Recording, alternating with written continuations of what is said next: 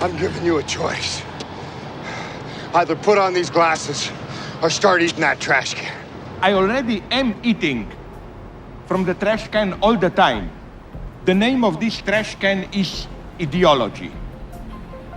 The material force of ideology makes me not see what I'm effectively eating.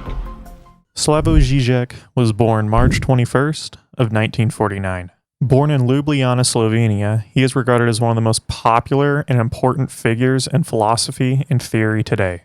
Slavoj Žižek has sort of a celebrity stardom to his aura, and people who aren't necessarily into theory know who he is. Oh, sorry, seriously, can I give you some fucking fruit juice or I'd Coke? love some fucking fruit juice, please. Yeah. Coke, iced tea. So here it's included the cancer you get because it's 0, which means instead of sugar you get all those sweeteners. But behind the mad scientist of theory, there is a whole host of work that deserves some attention. One of those works being the Sublime Object of Ideology. And today, that is our central focus. So with that, the Sublime Object of Ideology has a lot of theoretical baggage to it. It has a lot of history to it. The Sublime Object of Ideology almost acts as a historical account for the continuation of theory throughout the late 20th century. And so while we explore the commentary surrounding Žižek's commentary on prior theory, I'm going to be continually making references as to what Žižek was referring to and the larger socio-political context. Because from the outside, without any real insight, this book would seem to be just a large commentary on prior thought, prior concepts, and the like. But there is a ton of relevancy here that needs to be explored. Ultimately, this will be the Sublime Object of Ideology, just in video form. And not to undermine the magnitude of what I am trying to do, let's move forward.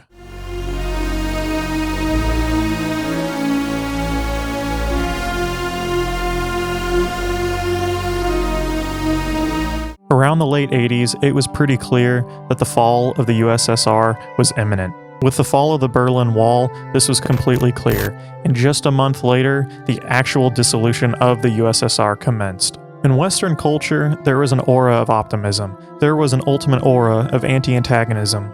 From this, the ultimate hope was that we were living in a post-ideological world, one where direct ideological warfare did not control our geopolitics.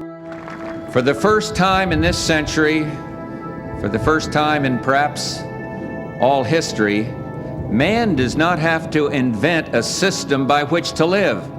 We don't have to talk late into the night about which form of government is better. And from here, many came to the conclusion that ideology was finally dead. This is the ultimate backdrop Slavoj Žižek is writing the Sublime Object of Ideology from. So with this, we must analyze the title. The Sublime Object of Ideology ultimately constructs itself from a lot of prior theory and philosophy. The sublime directly referring to the Kantian notion of the sublime, Jacques Lacan's theory surrounding object, and Marx's view on ideology.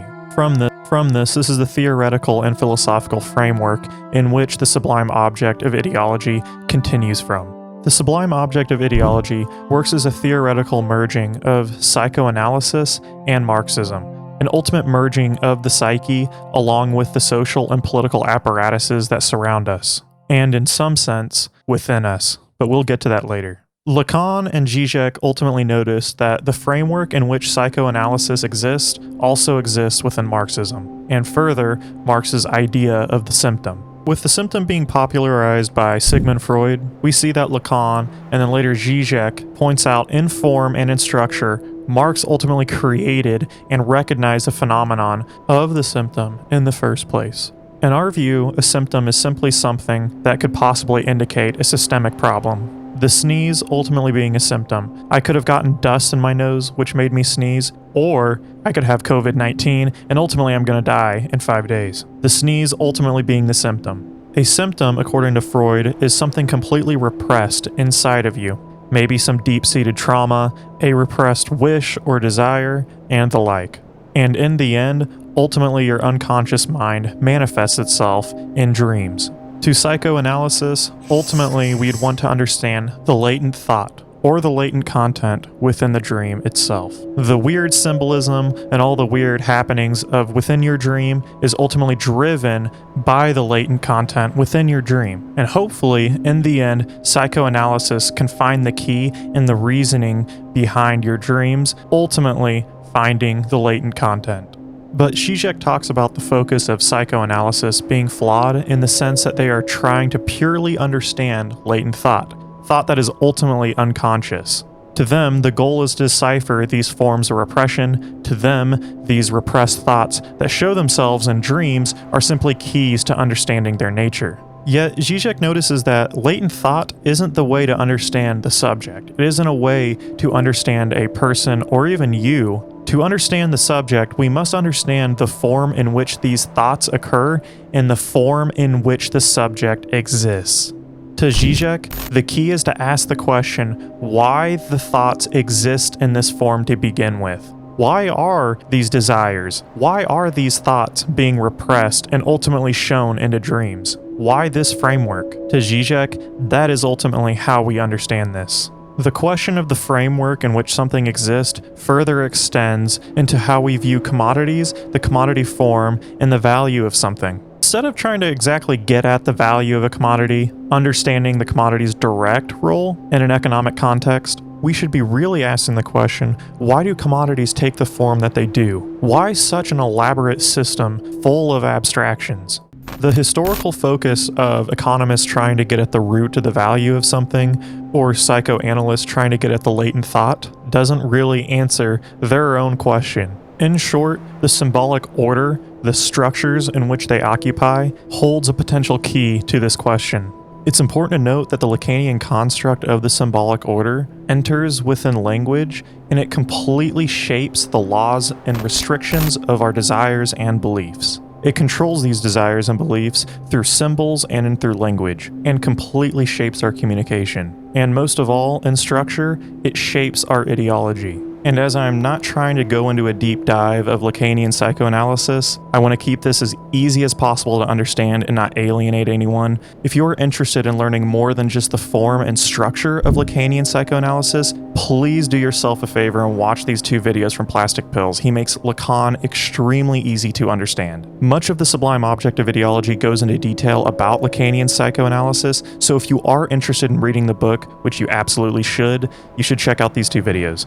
The totality of what Žižek is referring to as symbolic order is ultimately a system and mode of communication, such as language, discourse, methods of monetary exchange within a market, and even rules within governing systems. As it can be easy to forget that communication does not necessarily revolve around the verbal, this symbolic order can be a good reminder. And at the heart of this structure, at the heart of this symbolic order, the superego is ultimately the largest communicator. The superego is ultimately a Freudian concept, a concept of showing your ideal person, the model in which you should live. Well, that symbolic order that you live under does exactly that. It sets the very fundamental parameters in which you can think, reason, act, and most of all, even communicate. But this is where we get into something very important and extremely significant. If there is a structure or hierarchy, what is at the top? If these symbolic orders structure our lives, our sheer conception of reality, what therefore influences these superstructures? That influencing factor is what Žižek would refer to as ideology, and pure ideology at that.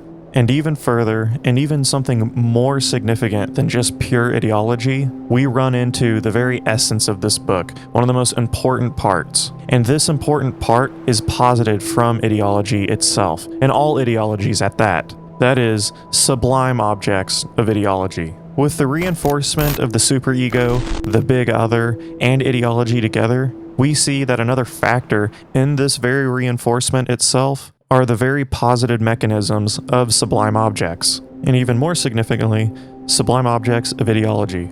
And it's important to note that there isn't one sublime object of ideology. Within ideologies, multiple of them exist. So what is a sublime object of ideology? As the sublime isn't necessarily a thing, a sublime object isn't necessarily a thing either. But they can sort of symbolically be represented as objects, physical objects at that. Some of the most blatant sublime objects in my mind being something like the US Constitution. Žižek makes references to the Communist Party in the USSR as another sublime object of ideology. These objects, in a way, sway ideology. Take the US Constitution. Everything good that happens politically in this country is a direct result from the US Constitution, right? It lays down the bare fundamental ideological framework in which our political systems can work within. Yet on the flip side, everything negative can be attributed to the very US Constitution, as it is the very framework in which political institutions are swayed. Something that helps visualize and understand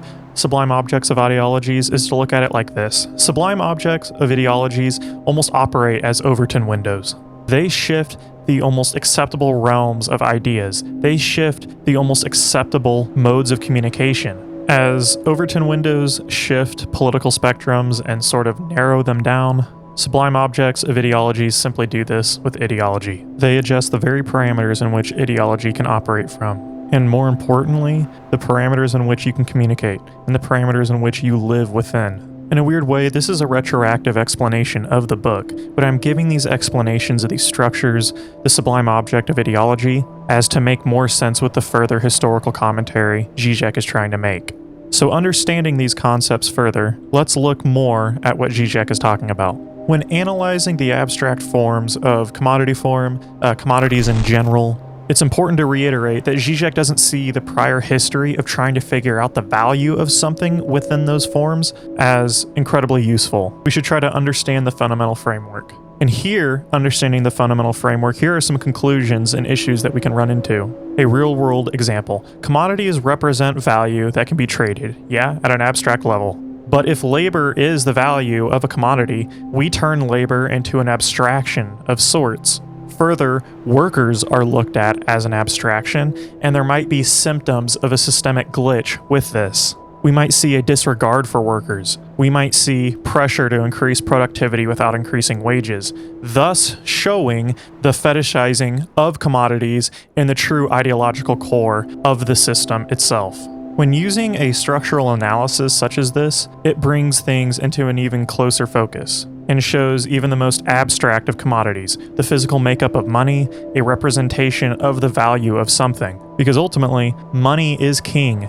Yet money is just physical. It's just paper or some pressed together metal or maybe a number on a computer screen. Žižek notices that even most people realize this. And then the paradox of that is that people also notice it is more than just that. Of course, it's more than just a number on a computer screen, but because it is simultaneously nothing but paper and all-powerful, therefore, we can surmise that money, that capital, that the commodity, in a sorts, does hold the power of a sublime object of ideology. With this being all-powerful, look at the way people communicate in a business context. There are people who live their lives according to this code. You focus your whole being on career gain. You posture yourself in such a way as to show that you are a serious person worthy of your business dealings. And ironically enough, the recognition of this cool guy, phony persona that is built within an ideology often reflexively comes back as another form of ideology.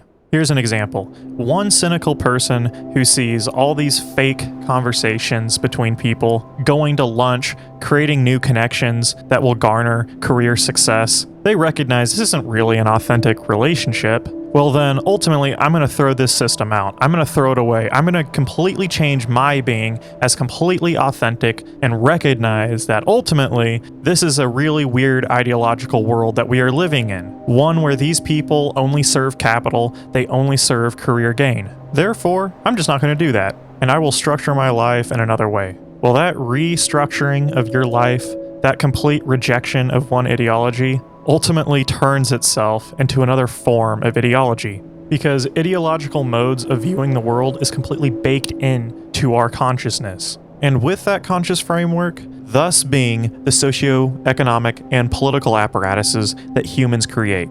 If you're still with me here and this is making sense, let's continue on further. So back to the abstraction of commodities, back to the abstractions of the various socio-economic systems and the frameworks within our minds. This then brings us back into the most abstract of commodities, the physical makeup of money, a representation of the value of something. Yet here again, money is just physical. It's just paper or some pressed together metal, maybe a number on a computer, but it really isn't just that. Žižek ultimately analyzes that most people know that this is just paper, yet people also know that it is powerful and everything. But at the end of the day, the important thing of this is that people continue. They continue to pretend that it isn't just paper. They ritualize themselves within that ideological framework they live in. Because you can ultimately understand that money is just paper, but you can never pretend that it simply is paper. And with the abstract rituals of exchange, of purchasing, it is the ultimate sublime object. It supersedes rationality, is all-powerful. Therefore, the labor within that system, labor is almost vacuous. It is almost vapid in a sorts. Further, the market and social structures surely acts like humans throughout their life as well. This is similar to the Lacanian notion of psychoanalysis. The form and structure between political systems exist homogeneously. When we become socialized on an individual level, our behavior and day-to-day functions become more integrated into social rituals, thus strengthening our understanding of concepts such as purchasing, consuming, exchanging, etc. We ultimately become more socialized as we interact with the market. Hence, the market almost does the same. The structure and interaction of the subject within the world mirrors the market in this regard too. Žižek argues that if we are consciously aware of these abstractions, these exchanges, these processes, it simply isn't ideology anymore. Žižek quotes in his book a quote from San Rafael, "This non-knowledge of the reality is a part of its very essence." According to Žižek and San Rafael, if we pierce the understanding of our non-understanding of the abstractions that encompasses our lives, if the essence of our reality is being blind to that very reality, the reality of sublime objects, the abstract interactions, the psychoanalytical and market structures, we completely lose reality. It ceases to exist at that point. This is exactly where Žižek departs from Marx as an explanation for ideology. It isn't simply false consciousness, as the prior world labeled ideology as. It is a social reality, how we interact, how we function. In a weird way, ideology is the very consciousness itself. And to even escape and combat ideology is another form of ideology. But the genesis of these ideas stem from Louis Althusser, who initially wrote that ideology is inescapable. I definitely had to include that in this video. Much of these ideas stem from his 1970 book, Ideology and Ideological State Apparatuses. And once again, I'm referencing plastic pills. He did a wonderful video on Louis Althusser, which you guys should check out. That is 2 references in one video. I hereby stake my claim as Plastic Pill's biggest fan. Seriously guys, this dude is the best theory YouTuber on this platform. So, these ideological fissures within the ideology itself does produce the symptoms. Yet, to get a better grasp at this, in the chapter From Symptom to Symptom, Žižek ultimately articulates that symptoms are almost everything that we see on a symbolic level. With him going into extremely deep Lacanian psychoanalysis, he ultimately tries to articulate that, well, ultimately everything that we see on a symbolic level comes from ideology because ideology makes us up. Therefore, almost everything really is a symptom. So with the clarification that everything from a symbolic order kind of is a symptom, let's move on to some ideological paradoxes. Žižek writes that every ideology has a central component of exception. Every ideological universal concept has a contradiction built within it. Žižek uses freedom as an example, quoting as follows: freedom, for example, a universal notion comprising a number of species, freedom of speech and press, freedom of consciousness, freedom of commerce, political freedom, and so on, but also by means of a structural necessity. A specific freedom, that of the worker to sell freely his own labor on the market, which subverts this universal notion. That is to say, this freedom is the very opposite of effective freedom. By selling his labor freely, the worker loses his freedom. The real content of this free act of sale is the worker's enslavement to capital. The crucial point is, of course, that it is precisely this paradoxical freedom, the form of its opposite, which closes the circle of bourgeoisie freedoms. The ultimate ideological paradox from this is that you are ultimately free to sell yourself to slavery. Žižek does follow up this quote by stating that in pre-capitalistic societies, this phenomenon existed as well. Partaking in this freedom ultimately leads us down a pipeline of surrendering our freedoms when we become servants of capital via labor. Likewise, if we refuse this, we become destitute. We are poor within this system. Yet the ideology sets the very parameters for this to exist. See what is going on here? These paradoxes ultimately bring these symptoms to fruition. And like the person that notices the macho businessman, weird capitalistic business behavioral meta, Žižek explicitly talks about cynicism as an ideology. I saw you have here, I saw it with horror. I'm not a terrorist, but if I were to be a terrorist, I would bomb it. You have also here, close to here, Starbucks, no? You have them here. Yeah. Horrible. Okay. I don't know if they play this game here, but in the West, they play this ecological game.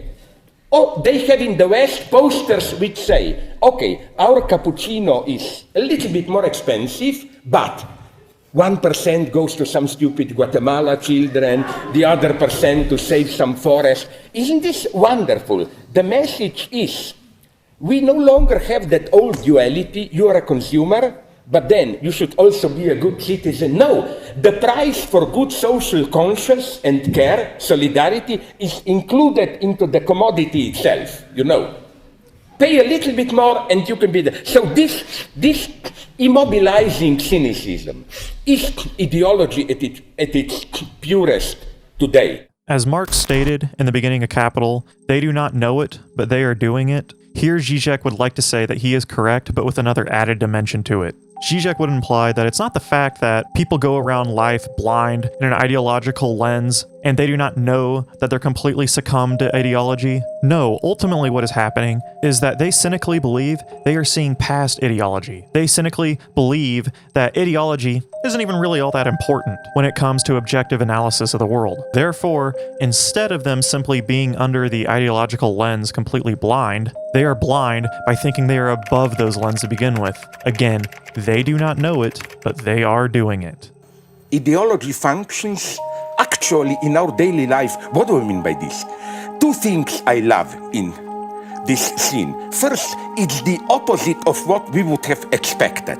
Usually we think ideology is as glasses which distort our vision. And to see reality, you have to take off the glasses. I like this gentle, refined reverse that here on the opposite, it's the correct thesis of the film. Ideology is our natural state. And to see the truth, you have to put on the glasses. Let's talk about some of the significance of this cynicism.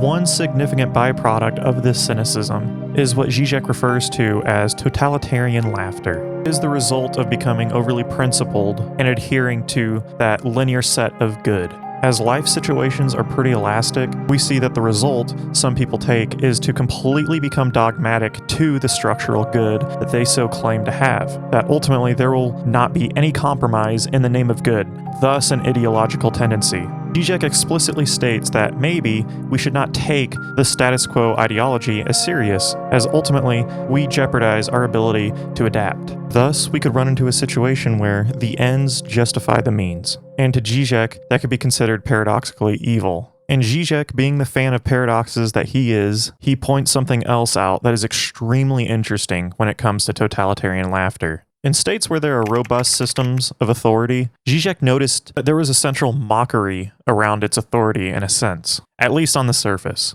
These governments would create robust systems of jokes, humor, and the like to sort of gain the trust of a general population. Žižek has had quite a few video lectures on this specific topic at hand too. But the ultimate result of this is that the general population didn't quite take the status quo ideology very seriously. And according to Žižek, that in itself is dangerous. And this very much exists in a Western context as well. The general attitude towards jobs in the government, the public sector, stems from a cynical totalitarian laughter in the West. We're being hunted. We are smarter than them. Only the feeblest of men take jobs in the government. I hope so. This general attitude that the government, that larger systems of authority in the West is something feeble, something weak, something that the general population doesn't take seriously and in the end scoffs and laughs at, paves way for a whole host of totalitarian actions from the status quo. Take militia groups in the United States. They proclaim to buy weapons, to organize, to train, to defend the United States population against a tyrannical government. Yet, the typical political attitude from these groups are one of anti-government sentiments and a general attitude of self-reliance. Thus, in a paradox, they do not actually take totalitarianism, they do not actually take authority status quo ideology very seriously. Kind of makes you wonder why all these pro-Second Amendment militia groups were extremely quiet whenever federal agents were stationed in Portland, Oregon. And these weird doings, but not knowing, paves way for Žižek's concept of the ideological fantasy. The ultimate fantasy to Žižek isn't lived inside of one's head.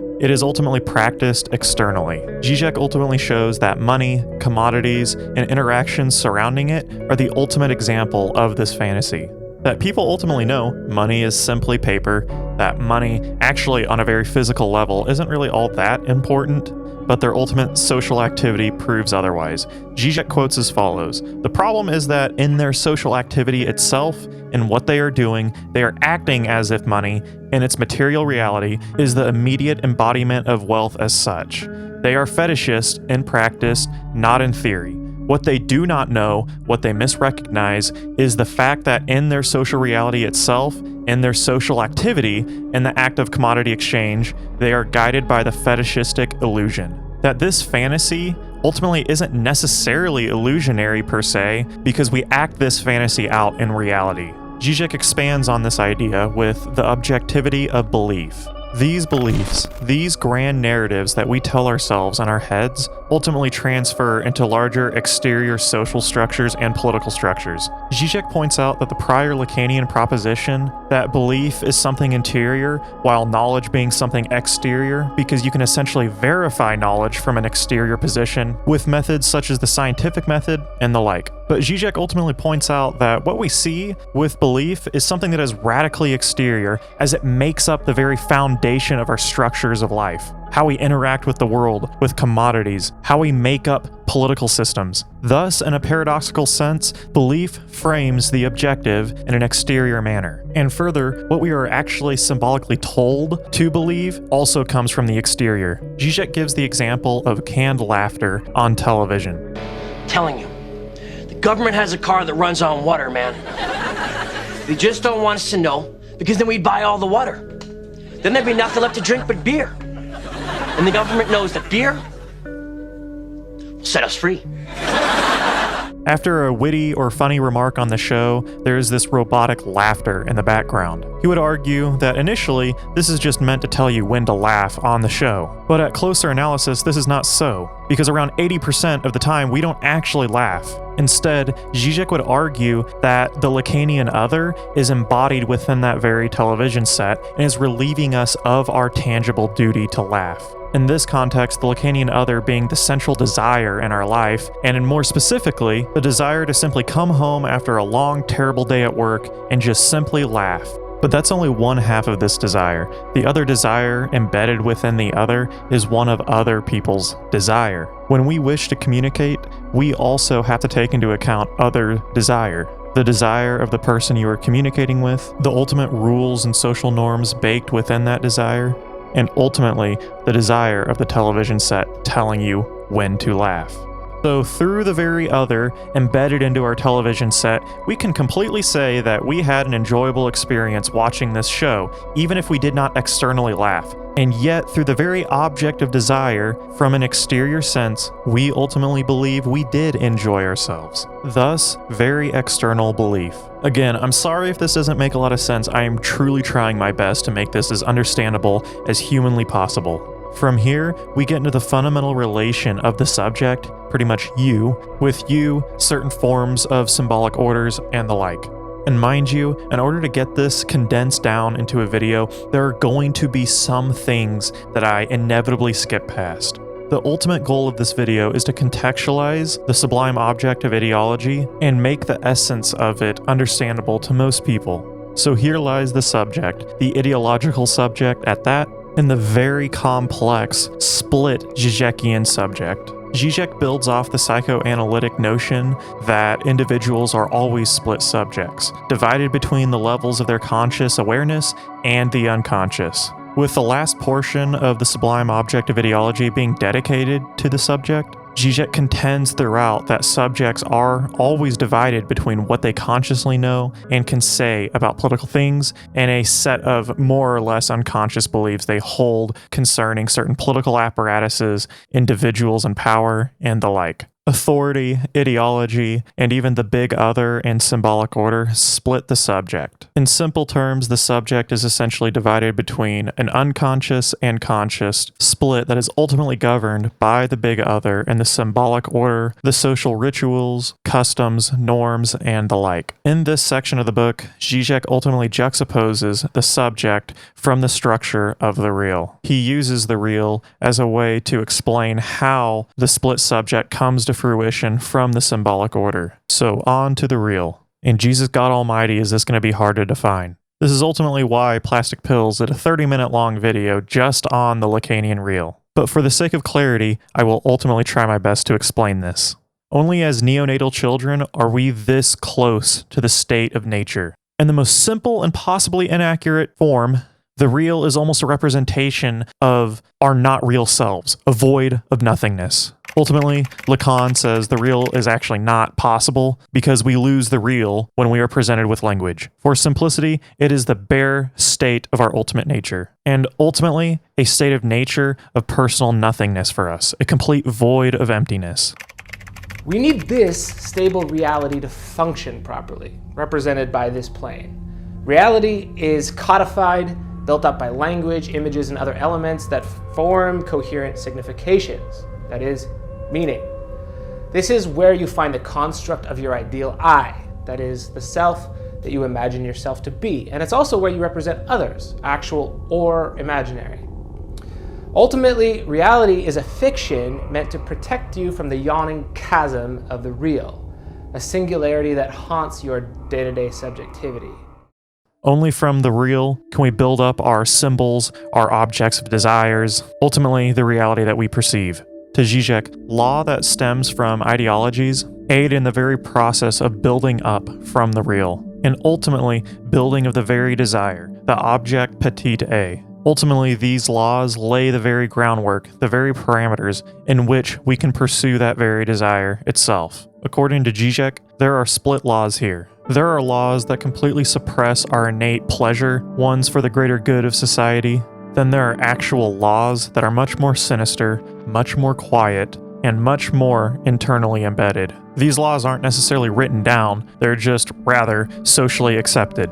And these laws themselves are posited even more directly from ideology itself. Ones where the superego, the ultimate voice in your head telling you what is acceptable, constantly questioning the nature and correctness of your doing. That is the ultimate sinister law, and that is ultimately the type of law that builds up your subjectivity, that builds you into a subject born from ideological confines. Ultimately, the subject, you are built up from the very ideology that you were born into. The one with the very positive desires within the symbolic order in which you live, the one with the very positive social norms that you have to adhere to, that is reinforced ultimately by your psyche itself, and the very sublime objects that are placed in front of you. The ultimate position of the sublime object of ideology is articulated at the end of the book from a quote by Hegel. It is manifest that beyond the so-called curtain of phenomena, which is supposed to conceal the inner world, there is nothing to be seen unless we go behind it ourselves, as much in order that we may see, as that there may be something behind there which can be seen. This is the ultimate position Žižek holds towards sublime objects of ideology. No matter if it is a theocracy, no matter if it is an oligarchy, these ideologies create these sublime objects and force the subject into thinking they cannot actually question the very existing laws. They can't ultimately create the new social or moral laws that encompass their ideology, their reality. And when we decide to break through that mold, when we decide to change that entire function, we too cannot simply live in a post-ideological world. Thank you guys so much for watching. I have one huge favor to ask. With the amount of time this takes and the amount of resources needed to make these videos, the only sustainable future course for this channel is through Patreon. If you enjoy these videos, if these videos make learning easier, if these videos make theory and reading easier, please consider pledging just a couple dollars a month. Throughout the tiers, you have access to the transcripts of the video, the ability to vote on future videos, and being able to live in infamy forever on the credit screen. If helping out interests you, please consider doing so. It is helpful beyond words, and completely vital for the sustainability of the channel moving forward. Again, thank you so much for the support thus far. If you guys want to see more, feel free to follow me on Twitter, follow me on Instagram, and follow me on Twitch. I stream every Tuesday, Thursday, and Friday, and would love to hang out with you guys. Also, feel free to join the Discord if you ever want to say hi. Again, thank you guys so much.